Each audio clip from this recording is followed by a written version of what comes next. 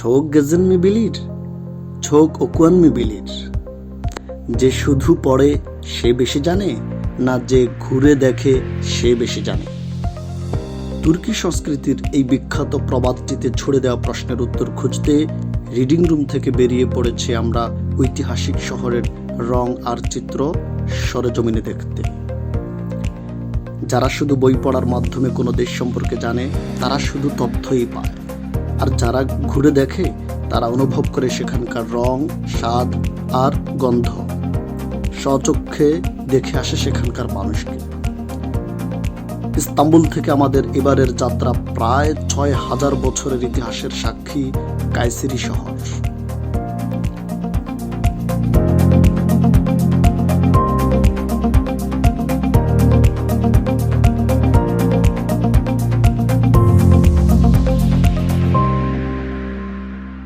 কায়সেরিতে আমরা যে হোটেলে উঠেছি সেখান থেকে পরিষ্কারভাবে দৃশ্যমান অ্যাডজিয়াসের শ্বেত পাহাড়ের মনোরম দৃশ্য।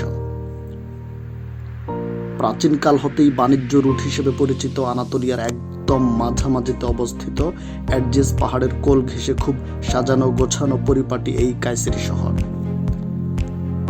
হেলেনিক সভ্যতার বিশাল একটা সময় ধরে রাজধানীর ভূমিকা পালন করেছে শহরটি। তখন এই শহরের নাম ছিল মাজাকা। আমরা এখন রয়েছি এক সময়ের মাজাকা আর আজকের কায়সেরি শহরে বছরের পর বছর ধরে দাঁড়িয়ে থাকা ঐতিহাসিক কায়সেরি মহল্লাতে, যেটি আমাদেরকে কায়সেরি শহরের পুরাতন অবকাঠামোগত সংস্কৃতিকে মনে করিয়ে দেয়। এক সময়ের কায়সেরি শহরের মহল্লার গলি, সেলুন, দোকান, বেকারি আর ঘর বাড়ির ধরন মনে করিয়ে দেয় আমাদেরকে। কয়েক শতক ধরে সংরক্ষিত আছে এই মহল্লাটি। এই ভবনটি এক সময়ের কায়সেরি লিসে তথা কায়সেরি কলেজ। কায়সেরির প্রথম আধুনিক শিক্ষার নিদর্শন ঐতিহাসিক কায়সেরি কলেজটি কাটা পাথরের তৈরি একটি চিত্তাকর্ষক ভবন, যা 1893 সালে সুলতান দ্বিতীয় আব্দুল হামিদের সময়ে নিউ ক্লাসিক্যাল স্থাপত্য শৈলীর সাথে মিল রেখে নির্মিত হয়েছে। তুরস্কের স্বাধীনতা সংগ্রামের অন্যতম স্মৃতিচিহ্ন এই কায়সেরি কলেজের সর্বশেষ শ্রেণীর তথা দ্বাদশ শ্রেণীর সকল শিক্ষার্থী, যারা সংখ্যে 62 জন ছিলেন, 1921 সালে সাকারিয়া স্কয়ার যুদ্ধে অংশ নেয় এবং সবাই শহীদ হন। এখন এই ভবনটি একটি গবেষণা কেন্দ্র হিসেবে ব্যবহৃত হচ্ছে এবং পাশের একটি আধুনিক ভবনে কলেজের শিক্ষা কার্যক্রম পরিচালিত হচ্ছে। সাবেক রাষ্ট্রপতি তুর্গুত ওজাল, আবদুল্লাহ গুল এবং বর্তমান প্রতিরক্ষা মন্ত্রী হুলুসি আকার সহ অনেক নামি দামি ব্যক্তিত্ব এই কলেজের শিক্ষার্থী ছিলেন। এটাকে মেরিয়াম আনা কিলিসে বলা হয়। এটা এখন অ্যাক্টিভ না, লাইব্রেরি হিসেবে ব্যবহার করা হয়।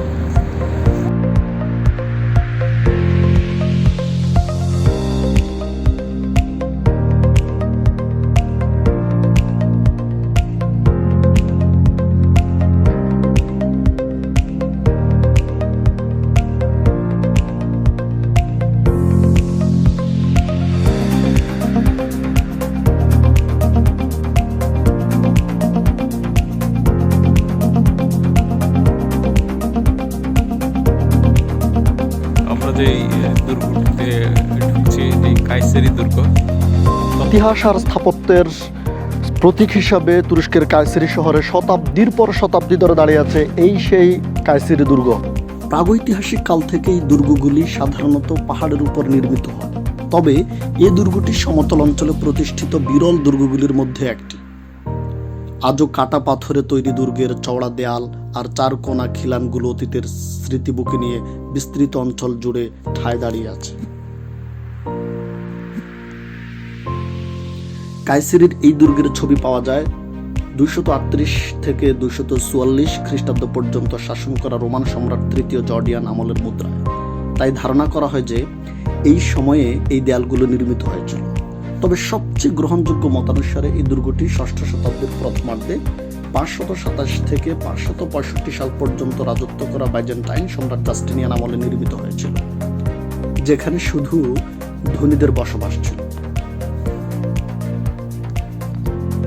এই মাটিতে প্রথম ইসলামের পতাকা উড়িয়েছিলেন 1040 থেকে 1063 সাল পর্যন্ত রাজত্ব করা সেলজুক সম্রাট তুরুল বে এর ভাতিজা ও সেনাপতি আল্প আরসলান।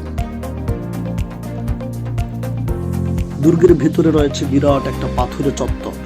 এত এত মানুষের ভিড়েও যেন এক অপরিচিত নীরবতা। সাগরের তরঙ্গ রাশির মতো বিশাল ও অন্তহীন এই নীরবতার গায়ে মাখামাখি করে আছে আমাদের পূর্বসূরীদের গৌরব গাথা উপাখ্যান। এই সৌধমালার কঙ্কাল যে কাউকেই ঝাঁকুনি দিয়ে যায় এক অজানা আবেশ। মনে হয় যেন অতীতের মুখোমুখি হয়েছি, যেন অতীতের ইতিহাসের গলিতে গলিতে ঘুরছি।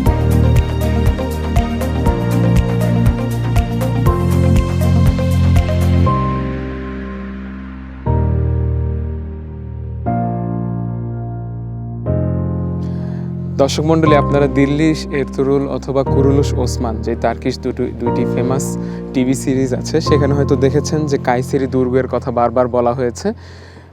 সেই কায়সেরি দুর্গ, যেখান থেকে তখনকার সেলচুক দের সময়, সুলতান কাইকোবাদের সময় অনেক গুরুত্বপূর্ণ ফরমান বা আদেশ জারি করা হতো।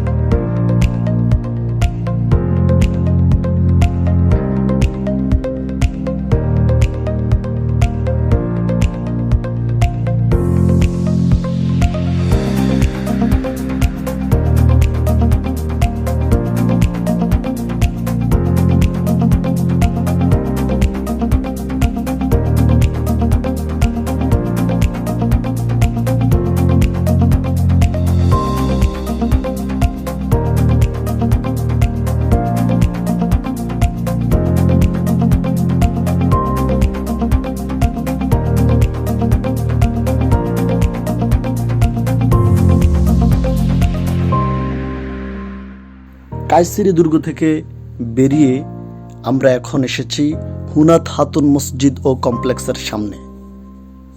1238 সালে নির্মিত এই কমপ্লেক্স সেলজুক স্থাপত্য শৈলীর অন্যতম সেরা নিদর্শন। মুসলিম ঐতিহ্যের ধারাবাহিকতার অংশ হিসেবে সেলজুক সম্রাট আলাউদ্দিন কায়কোবাদের স্ত্রী এবং গিয়াসউদ্দিন খুসরেবের মা হুনাত হাতুন নির্মাণ করেছিলেন এই কমপ্লেক্সটি।